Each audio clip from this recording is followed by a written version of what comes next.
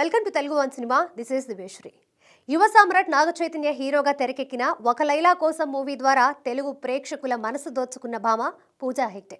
ఆ తర్వాత దాదాపుగా అగ్ర హీరోలందరితోనూ జతకట్టి నంబర్ 1 హీరోయిన్ పొజిషన్ని కూడా అందుకుంది. శతాబ్ద కాలం పాటు తన హవాని కొనసాగించిన పూజ గత 2 సంవత్సరాల నుంచి తెలుగులో కనిపించడం లేదు. ప్రస్తుతం హిందీలో షాహిద్ కపూర్ హీరోగా తెరకెక్కిన దేవాలో హీరోయిన్గా కీలక పాత్రని పోషించింది. ఈ శుక్రవారమే దేవా థియేటర్స్లో అడుగుపెట్టింది. ఈ సందర్భంగా జరిగిన ఓ ఇంటర్వ్యూలో పూజ మాట్లాడుతూ సినీ రంగ ప్రవేశం చేసి 10 సంవత్సరాలవుతోంది. మొదట్లో కెరీర్ ముందంజలో సాగినా కూడా ప్రస్తుతం మాత్రం హెచ్చు తగ్గులతో సాగుతోంది.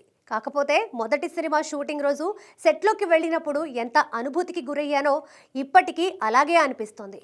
బహుశా సినిమాలతో ఎక్కువగా ప్రేమలో పడ్డానేమో, అందుకే అవకాశాలు రాకపోయినా ఎప్పుడూ నిరాశ చెందలేదు. ప్రస్తుతం దక్షిణాదితో పాటు హిందీలోనూ వరుస అవకాశాలు వస్తున్నాయి. కాకపోతే ఆ రెండింటినీ బ్యాలెన్స్ చేయడం కొంచెం కష్టంగానే ఉంది. నాకు భాష కన్నా ఎంచుకున్న కథ ముఖ్యం. కొన్నిసార్లు ఎంచుకున్న క్యారెక్టర్ కంటే ఆ క్యారెక్టర్ల నుంచి బయటికి రావడానికి ఎక్కువ సమయం పడుతుంది. అందుకే నేను చాలాసార్లు నా దగ్గర switch on switch off button లేవని చెప్తానని వెల్లడి చేసింది. దేవాలో ఎలాంటి భయం లేకుండా నిజాలని వెలుగులోకి తీసుకువచ్చే ఇన్వెస్టిగేషన్ జర్నలిస్ట్ దియాగా పూజ కనిపిస్తోంది. తమిళంలో సూర్య, కార్తిక్ సుబ్బరాజ్ కాంబోలో తెరకెక్కుతున్న రెట్రోలో కూడా హీరోయిన్గా చేస్తోంది. ప్రస్తుతం ఈ మూవీ శరవేగంగా షూటింగ్ని జరుపుకుంటుంది. పూజ తెలుగులో చివరిగా F3లో గెస్ట్ అపీరియన్స్ ఇచ్చింది.